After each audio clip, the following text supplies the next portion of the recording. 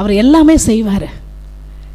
ஆனால் ஏன் நிறைய பேரோட வாழ்க்கையில் அதை பெற்றுக்கொள்வதில்லை? கட்டப்பட்ட நிலைமையில் கட்டப்பட்டே அப்படியே இருக்கிறாங்க. சிறைப்பட்டு போனவங்க அப்படியே சிறைப்பட்டு போயே இருக்கிறாங்க. ஏன்? என்ன செய்ய வேண்டும்? நாம் என்ன செய்ய வேண்டும்? கிறிஸ்து நம்முடைய வாழ்க்கையில் நமக்காக செயல்பட வேண்டும் என்றால் நம்மை நாம் அவரிடத்தில் நம்ம என்ன செய்ய வேண்டும்? முழுமையாக என்ன செய்ய வேண்டும்? ஒப்பு கொடுக்க வேண்டும். முழுமையாக என் வாழ்க்கையில் வந்து நீர் என்ற வாழ்க்கையை நீர் மாற்றும். இந்த உலகத்தில் நான் சவால் விட்டு சொல்ல முடியும், இந்த உலகத்தில் எந்த ஒரு காரியமும் நாம் தேவனை தவிர, ஆண்டவரை தவிர எதுவும் நம்மை திருப்திப்படுத்தவே முடியாது. நிரந்தரமாக திருப்திப்படுத்தவே முடியாது. நிரந்தரமாக இளைப்பாறுதலான வாழ்க்கைக்கு நம்மை கொண்டு போகவே முடியாது. ஏன்னா இயேசு மாத்திரம்தான் சொல்லியிருக்கிறார், வருத்தப்பட்டு பாரம் சுமக்கிறவர்களே நீங்கள் எல்லாரும் என்னிடத்தில் வாருங்கள், நான் உங்களுக்கு இளைப்பாறுதலை தருகிற இயேசு நம்மோடு கூட உண்டு. பாருங்க, இத்தனையும் செய்ய வல்லவராகிய கிறிஸ்து இந்த உலகத்திற்கு வந்திருக்கிறார். ஆனா அநேகர் இன்னும் நம்ம கட்டப்பட்டு இருக்கிறோம், இன்னும் நம்ம துயரத்தில் அப்படியே முழுகி போயிருக்கிறோம், இன்னும் நம்ம சிறையில் இருக்கிறதை போல நம்ம வாழ்க்கையில் அப்படியே ஓடி ஒளிஞ்சி ஒதுங்கி நம்ம காணப்படுகிறோம். ஆமாவா இல்லையா? இன்னும் நாம் ஐயோ நான் சிறுமைப்பட்டிருக்கிறேன், எனக்கு ஒன்றுமே இல்லை, என்னை கேட்பார் இல்லை, என்னை விசாரிப்பார் இல்லை, என்னை பார்ப்பார் இல்லை அப்படின்னு சொல்லி நாம் புலம்பிக் கொண்டே இருக்கிறோம். இயேசு கிறிஸ்து வந்த நோக்கமே நம்முடைய வாழ்க்கையில் நிறைவேறாமல் இருக்கு. இது எவ்வளோ ஒரு பரிதாபமான ஒரு சூழ்நிலை பாருங்க. ஒரு வாலிபனுக்கு கப்பலில் போகணும்னு ரொம்ப ஆசையாம். அந்த வாலிபன் கப்பலில் போகணும்னு ரொம்ப ஆசைனால அவன் என்ன பண்ணானா, 1-2 வருஷம் கஷ்டப்பட்டு சேர்த்து வைத்தான். எப்படியாவது நான் கப்பலில் போகணும் அப்படின்னு சொல்லி அவன் என்ன செய்தான், காசு கொஞ்சம் கொஞ்சமாக சேர்த்து வைத்தான். கப்பலுக்கு டிக்கெட் எடுக்கிற அளவுக்கு அவனுக்கு காசு சேர்ந்துருச்சு. அவன் என்ன பண்ணான், ரொம்ப எக்ஸைட்டடாக, ரொம்ப ஆசையாக போய் கப்பலுக்கு போகிறதுக்கு, பயணிக்கிறதுக்கு டிக்கெட் வாங்கினான். அது அந்த சொகுசு கப்பல், க்ரூஸ் மாதிரி. ஓகே, அப்போ அந்த நாளும் வந்தது. ரொம்ப எக்ஸைட்டடாக அவன் அந்த கப்பலுக்குள்ளாக பிரவேசித்தான். பார்த்தான், பிரம்மாண்டமான கப்பல். வா, எவ்வளோ பிரம்மாண்டமாக இருக்குது, எவ்வளோ சூப்பராக இருக்குது, எல்லாமே இருக்கே அப்படின்னு சொல்லி ரொம்ப சந்தோஷத்தோடு அவன் என்ன செய்தான், எல்லாம் பார்த்துட்டு அப்புறம் அவனுக்கு பசி வந்துச்சு.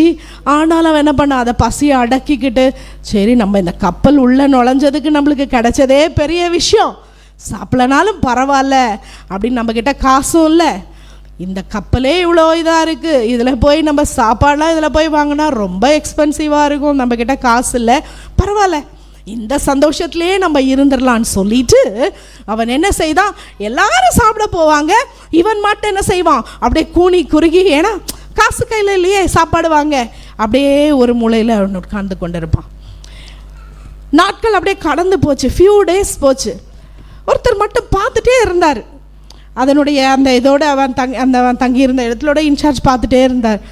அவன் என்ன இவன் மட்டும் எல்லாரும் சாப்பிட போகிறாங்க, ஆனால் இவன் சாப்பிட போலையே, என்னாச்சு இவனுக்கு அப்படின்னு சொல்லி இவனை வாட்ச் பண்ணிகிட்டே இருந்துட்டு அவன்கிட்ட போய் கேட்டாராம், ஏன் தம்பி நானும் பார்த்துட்ருக்கேன், இத்தனை நாள் ஆச்சு, நீ ஒரு நாள் கூட நீ சாப்பிட வரலை, விளையாட வரல, நீ அது தியேட்டர் இருக்குது அங்கே வரலாம், இங்கே கேம்ஸ் இருக்குது அங்கே வரலாம், நீ ஆனால் எதுக்குமே வரலையே அப்படின்னு சொல்லி, ஏன் தம்பி அப்படின்னு கேட்டப்ப அவன் சொன்னானா, ஐயா நான் இதுக்கு வர்றதுக்கு டிக்கெட் எடுக்கிறதுக்கே படாத பாடுபட்டு நான் என்ன பண்ணேன், ஒரு வருஷம் ஃபுல்லாக காசு சிறுக சிறுக சேர்த்து டிக்கெட் எடுத்தேன்.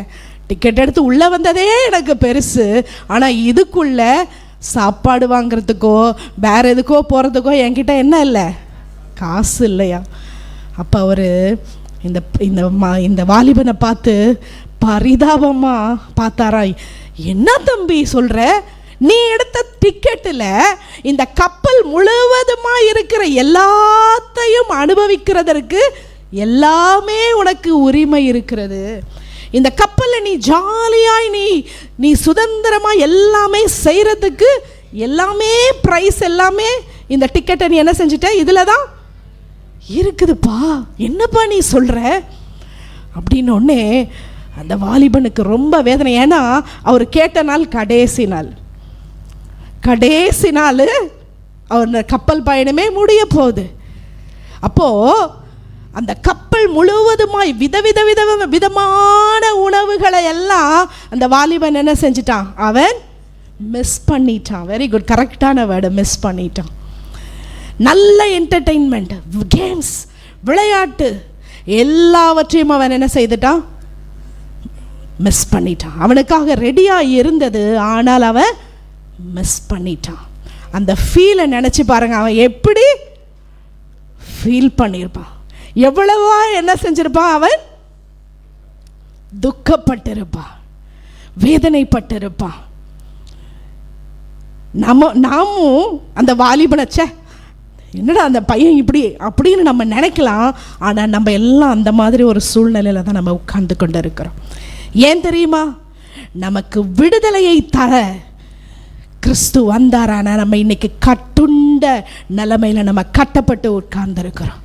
நம்முடைய சிறையிருப்பிலிருந்து நம்மை வெளியே எடுக்கிறதற்கு அவர் வந்தார். ஆனால் இன்னைக்கும் நம்ம என்ன செஞ்சுட்டு இருக்கோம், அப்படியே சிறையில் இருக்கிறது போலவே இருட்டில் இப்படி போகாம அப்படி போகாம எதையும் செய்யாம ஒளிந்து கூனி குறுகி உட்கார்ந்து கொண்டு இருக்கிறோம். கிறிஸ்து நம்முடைய துயரத்திற்கு ஆறுதல் அளிக்க வந்தார். ஆனால் அந்த ஆறுதலை நம்ம அனுபவிக்காமல் துயரத்திலேயே நம்மை குறித்து நம்ம செல்ஃப் பிட்டி, என்னுடைய வாழ்க்கையில் இப்படி இப்படி ஏன் இப்படின்னு சொல்லி நம்மை குறித்து துயரப்பட்டு பட்டு பட்டு கவலைப்படுகிறதுனாலே நம்முடைய சரீரத்தில் ஒரு முழத்தை கூட்டவும் முடியாது, குறைக்கவும் முடியாது. கவலைப்பட்டு கொண்டு இருக்கிறோம், கட்டுண்டு இருக்கிறோம், சிறையில் இருக்கிறது போல இருக்கிறோம். சிறுமைப்பட்ட நிலைமையில் நம்மளை ஒரு பொசிஷனில் வச்சுக்கிட்டு நம்மை தாழ்த்தி கொண்டு இவ்வளவுதான் என் லிமிட் என்று சொல்லி நாம் சிறுமைப்படுத்தி கொண்டு இருக்கிறோம். அது மாத்திரமல்ல, இருதய நொறுங்குண்ட நிலைமையில் அப்படியே நம்ம உட்கார்ந்து கொண்டு இருக்கிறோம். ஆண்டவர் நமக்காக ஃப்ரீயா இலவசமாய் கொடுத்திருக்கிற பெரிய காரியங்களை இழந்து விட்டு நாம் என் ஜனங்கள் அறிவில்லாமையால் கெட்டு போகிறார்கள் என்று வேதம் சொல்லுகிறது.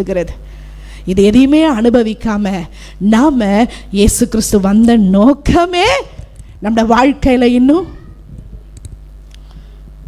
நிறைவேறல.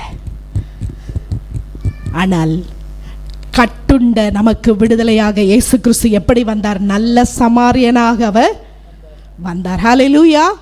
பாருங்க, நல்ல சமாரியனாக இயேசு கிறிஸ்து வந்தார். அந்த அயலான் என்ன செய்தான், அவன் குற்றுயிராக அவன் அடிக்கப்பட்டு அங்கே கிடத்தப்படும் போது, அவன் படுத்து கிடக்கும்போது ஆசாரியன் அந்த பக்கம் வந்தான். அவன் திரும்பி பார்க்காம என்ன செஞ்சிட்டான், பக்கமாக விலகி போனான். லேவியன் ஒருத்தன் வந்த, ஆசாரியன் யாரு, சர்ச்சில் இருக்கிற ப்ரீஸ்ட். அடுத்து லேவி கோத்திரத்தான் லேவியன் ஒரு வந்த, அவன் என்ன செஞ்சான், பார்த்துட்டு கண்டு காணாத மாதிரி போயிட்டான். ஆனால் நல்ல சமாரியன் வந்தான்.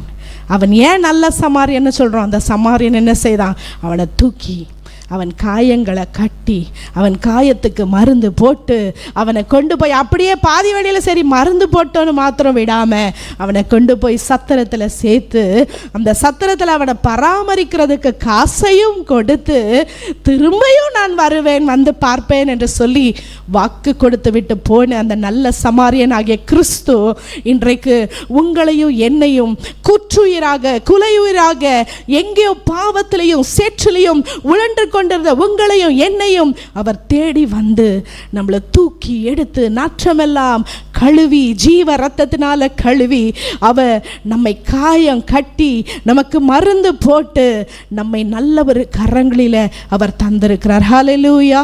அந்த நல்ல சமாரியனாகிய இயேசுவை நம்முடைய வாழ்க்கையில் நாம் பற்றி பிடித்து கொள்ள வேண்டும். ஹல்லேலூயா. இயேசு கிறிஸ்து நம்மை விடுதலையாக்குகிறவர் மாத்திரமல்ல, நம்ம இழந்த எல்லாவற்றையும் நமக்கு திரும்ப தருகிறவர். அதை நான் எடுக்கிறதற்கு நேரம் இல்லை. 3வது வசனம் வாசித்து விட்டு நான் முடிக்கிறேன். பாருங்க, 3வது வசனத்தில் பார்க்குறோம். ஏசாயா 61:3 சாம்பலுக்கு பதிலாக அவர் என்ன செய்கிறாரா, சிங்காரத்தையும் துயரத்துக்கு பதிலாக ஆனந்த தைலத்தையும் ஒடுங்கின ஆவிக்கு பதிலாக துதியின் உடையும். அதுதான் நம்முடைய தேவன்க. சாம்பல்ன்றது என்னது? ஒண்ணுக்கு உதவாதது. ஆனா சாம்பலுக்கு பதிலாக நம்முடைய வாழ்க்கையில சிங்காரத்தை தருகிற தேவன். ஹல்லேலூயா. துயரத்துக்கு பதிலாக ஆனந்த களிப்பை தருகிற தேவன். ஹல்லேலூயா. அது மாத்திரமல்ல, ஒடுங்கின ஆவிக்கு பதிலாக துதியின் உடையை தருகிற கிறிஸ்து நம்மோடு கூட உண்டு. எல்லாமே நம்முடைய வாழ்க்கையில் அவைலபிளாக இருக்குங்க, ஃப்ரீயாக இருக்கு. சந்தோஷமான வாழ்க்கை, கிறிஸ்தவ வாழ்க்கை என்பது கிறிஸ்துவோடு வாழுகிறவ ஒரு வாழ்க்கை. எல்லாவற்றையும், துன்பம், துயரம், பாடு, வேதனை எல்லாவற்றையும் நீ எதின் மத்தியிலும் கடந்து போனாலும் ஒரு பெரிய தேவன் நம்மோடு கூட உண்டு. நம்மை சுமக்கிறதற்கு, நம்மை தாங்கிக் கொள்வதற்கு, நம்மை ஒவ்வொரு நிமிஷமும் நம்மை நடத்துவதற்கு. கலங்காதே, திகையாதே, நான் உன்னோடு கூட இருக்கிறேன், நீ போகும் இடமெல்லாம் நான் உன்னோடு கூட வருவேன் என்று சொல்லுகிற தேவன் நம்மை இப்போ மாத்திரமல்ல முடிவு பரியந்தம் நடத்த வல்லமை உள்ளவர். ஹல்லேலூயா, ஹல்லேலூயா. அந்த அருமையான தேவனுடைய கரத்தில் நம்முடைய வாழ்க்கையை நம்ம அர்ப்பணிக்க வேண்டும். நம்ம அர்ப்பணிக்காமல் அவரால் ஒன்றுமே செய்ய முடியாது. நாம் என்ன செய்ய வேண்டும்? ஒவ்வொரு நாளும் நம்ம என்ன செய்யணும்? என் துயரத்தை ஆனந்த களிப்பாக மாற்றுகிற கிறிஸ்துவே, என்னை நீர் நடத்தும். என்னை சிறுமைப்பட்ட என்னை நீர் என்மேல் சிந்தையுள்ளவனாய் நீர் இருக்கிறீரே, அதற்காக உமக்கு நன்றி. ஒவ்வொரு நாளும் நம்ம சொல்லணும், நான் இனி துயரப்பட போகிறதில்லை ஆண்டவரே, ஏனென்றால் எனக்கு ஆறுதலை தருகிற கிறிஸ்து எனக்கு உண்டு. ஹல்லேலூயா. நம்ம இதை அறிக்கை செய்ய சொல்ல நம்முடைய வாழ்க்கையில் காரியங்களை ஜெயமாய் முடிய பண்ணுகிறவர் ஒருவர் உண்டு. ஹல்லேலூயா. நம்முடைய வியாதி, நம்முடைய பலவீனங்கள், நம்முடைய தோல்விகள், நம்முடைய சாபங்கள், நம்முடைய பாவங்கள், இது எல்லாவற்றையும் அவர் கல்வாரி சிலுவையில் ஆல்ரெடி சுமந்து தீர்த்து விட்டார். ஏன் தெரியுமா? என் பிள்ளை விடுதலையா வாழணும், என் பிள்ளை விடுதலையா வாழணும், என் பிள்ளை ஹாப்பியா வாழணும், என் பிள்ளை இளைப்பாறுதலா வாழணும். ஆனால் நாம் தான் என்ன பண்ணிட்டு இருக்கோம்? அதை இன்னும் பிடிச்சிக்கிட்டு நம்ம என்ன செய்துட்டு இருக்கோம்? சுமந்து கொண்டு இருக்கிறோம். ஹல்லேலூயா. சொல்லுவோமா? இயேசு சுமந்து கொண்டார், இனி நான் சுமக்க தேவையில்லை. என் கிறிஸ்து எனக்காக யாவையும் செய்து முடித்து விட்டார்.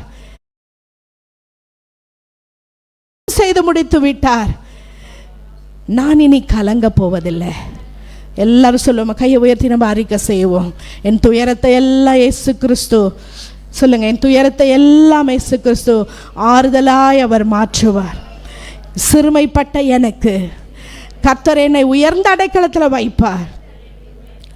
நொறுங்குண்ட என் இருதயத்தை அவர் கட்டுவார், காயம் கட்டுவார். சிறைப்பட்டவர்களுக்கு விடுதலையை தருகிற கிறிஸ்து. ஹல்லேலூயா. கட்டுண்டவர்களை கட்டவிக்கிறவர் என்னோடு கூட உண்டு. இந்த பரிசுத்த ஆவியானவர் இதை நமக்கு செய்யும்படியாய் எல்லாரும் கேட்போம். எனக்கென்று வாக்களிக்கப்பட்ட, எனக்கென்று கொடுத்த இந்த ஆசீர்வாதங்களை நான் சுதந்தரித்துக்கொள். எல்லாரும் வாயை திறந்து ஜெபிப்போமா? ஆண்டவரே, இவ்வளவு காரியங்களை கர்த்தர் நீர் எனக்காக நீர் ஆயத்தப்படுத்தி இருக்கிறீர், எனக்காக செய்து கொண்டிருக்கிறீர். நான் இனி ஆண்டவரே துயரம் உள்ளவனாய் அல்ல, நான் இனி அழுகிறவனாய் அல்ல, நான் இனி ஆண்டவரே சிறைப்பட்ட ஆண்டவரே காரியங்கள் சிறைப்பட்டது போல நான் உணர தேவையில்லை. என் கர்த்தர் நீர் எனக்காக யாவையும் செய்து முடிப்பீர். ஆண்டவரே, என் உள்ளத்தில் ஆவியானவரே நீர் என் உள்ளத்தில் வார. எல்லாரும் கேட்போமா? ஏன்னா வேத வசனம் சொல்லுகிறது, ஆவியானவர் எங்கேயோ அங்கே விடுதலை உண்டு. ஆவியானவர் இருக்கிற இடத்துல விடுதலை உண்டு. கட்டப்பட்ட சூழ்நிலைகள், பாவத்திலேயோ அல்லது சாபத்திலேயோ தோல்வியிலோ கட்டப்பட்ட சூழ்நிலைகளை கிறிஸ்து மாற்ற வல்லவராக இருக்கிறார். எல்லாரும் அங்கே வேடிக்கை பார்க்காம கண்களை திறந்து கொண்டு இல்லாம எல்லாரும் கண்களை மூடி, ஆண்டவரே, என் வாழ்க்கையில இந்த இளைப்பாறுதலை நான் அனுபவிக்க விரும்புகிறேன். நீர் கொடுத்திருக்கிற இந்த ஆண்டவரே விலையேற பெற்ற விடுதலையை என் வாழ்க்கையில நான் அனுபவிக்க விரும்புகிறேன். எல்லாரும் ஜெபம் பண்ணுவோம். இன்றைக்கு கர்த்தருடைய சுகமளிக்கும் வல்லமை, நமக்காக சிந்தப்பட்ட கிறிஸ்துவின் ரத்தம், நமக்காய் விடுதலையாக்கப்பட்ட சிறையிருப்பின் அனுபவங்களை கர்த்தர் மாற்றுகிறார். இன்றைக்கு ஜெபிக்கிற என் அன்பு பிள்ளையே, உன்னுடைய சிறையிருப்பின் அனுபவங்களை கர்த்தர் மாற்றுகிறார். ஹல்லேலூயா. சிறைப்பட்டதை போல உன் வாழ்க்கையில ப்ராக்ரஸ் பண்ண முடியாம, அடுத்தடுத்த ஸ்டெப் போக முடியாம ஒரே இடத்துல நிலையான தன்மையில இருந்து கொண்டிருக்கிறதை போல நீ செய்ய நினைக்கிறாய், ஆனால் உன்னால செய்ய முடியல. அதுக்கப்புறமா ப்ராக்ரஸ் பண்ண முடியவில்லை. எதிரியானவன் போடுகிற அந்த எல்லா அக்னி ஆஸ்திரங்கள் இயேசுவின் நாமத்திலே இன்று கட்டவிழ்க்கப்படுகிறது. ஹalleluya. ஓ ரமனதனமா ஷதரதரபா. இயேசுவே, கட்டுகளை அவிழ்க்கிறவர், கட்டப்பட்டவர்களை ஆண்டவரே, ஹalleluya. தகப்பனே, ஆண்டவரே, எங்களை சுகப்படுத்த வல்லமை உள்ளவர். ஆண்டவரே கேளுங்க, என் சிறையிருப்பின் அனுபவங்கள் மாறட்டும், என்னுடைய கட்டப்பட்ட அனுபவங்கள் மாறட்டும். இந்த பாவத்தின் பிடியிலிருந்து கர்த்தர் நீரனை விடுவிக்க வல்லவராயிருக்கிறேன். ஓ ரமனதரபா. உன்னை விடுவிக்க ஒருவர் உன்னோடு கூட உண்டு, உன்னோடு கூட உண்டு. அவர்தான் இயேசு. இயேசு என்னும் நாமத்தில் உனக்கு விடுதலை உண்டு. குமாரன் உன்னை விடுதலையாக்கினால் மெய்யாகவே, மெய்யாகவே குமாரன் உன்னை விடுதலையாக்கினால் உன் வாழ்க்கையில மெய்யான விடுதலை. ஹalleluya, ஹalleluya. நன்றி ஆண்டவரே, உமக்கு ஸ்தோத்திரம். ரிகதனமா ஷதரதரபா. இயேசுவை நோக்கி கூப்பிடுங்க. நல்ல சமாரியன், உன்னை தேடி வந்தவர், உன்னை தேடி வந்தவர். இந்த இயேசு எனக்கு வேண்டும். எல்லா ரிபதனமா, எல்லா இருளின் ஆவிகள், எல்லா பாதாளத்தின் வல்லமைகள், உடைய வாழ்க்கையை சீர்குலைத்துக் கொண்டிருக்கிற எல்லா பொல்லாத ஆவின் கிரியைகளை இயேசு கிறிஸ்துவின் உயிர்த்தெழுந்த வல்லமையுள்ள நாமத்திலே, நசரேயனாகிய இயேசு கிறிஸ்துவின் நாமத்திலே, இயேசுவின் நாமத்திலே கட்டவிழ்க்கிறேன். இயேசுவின் நாமத்திலே, இயேசுவின் நாமத்திலே சுகம் உண்டு. இயேசுவின் நாமத்திலே விடுதலை உண்டு. இயேசுவின் நாமத்திலே ஆரோக்கியம் உண்டு. உன்னுடைய வாழ்க்கையில ஹalleluya, தோல்வியை கொண்டு வருகிற சத்துரு வெட்கப்பட்டு போவானாக. உன்னுடைய வாழ்க்கையில உன்னை பின்னாக இழுத்து கொண்டிருக்கிற சத்துரு வெட்கப்பட்டு போகட்டும். சொல்லுங்க, எனக்கு ஜெய கிறிஸ்து என்னோடு கூட இருக்கிறார். ரிதரபாதியா துரபா ஷதலதலபா. நான் முன்னேறி செல்வேன். என் கிறிஸ்து என்னோடு இருக்கிறார். என் கிறிஸ்து என்னை நடத்துவார். இனி தோல்வி உள்ளவன் அல்ல, இனி நான் வியாதிப்பட்டவன் அல்ல, இனி நான் இருளில் இருக்கிறவன் அல்ல, இனி நான் அடிமைத்தனத்தில் உள்ளவன் அல்ல. ஹalleluya, ஹalleluya. யகலபலபலப உஷதலதலப. இந்த நம்பிக்கையே உமக்கு ஸ்தோத்திரம் ஆண்டவரே. உம்மை மாத்திரம் நான் நம்பி இருக்கிறேன். நீங்க எனக்கு ஒரு அற்புதத்தை இன்று செய்ய வல்லவர். அவரை நம்பி இருக்கிறவர்களையோ கர்த்தர் உயர்ந்த அடைக்கலத்தில் வைப்பார். அவர் வார்த்தை போய் சொல்லாதுங்க. அவர் வார்த்தை ஒரு நாளும் போய் சொல்லாது. கர்த்தரை நம்புகிறவர்களோ பாக்கியவான்கள். ஹalleluya. என் நம்பிக்கையே உமக்கு ஸ்தோத்திரம்.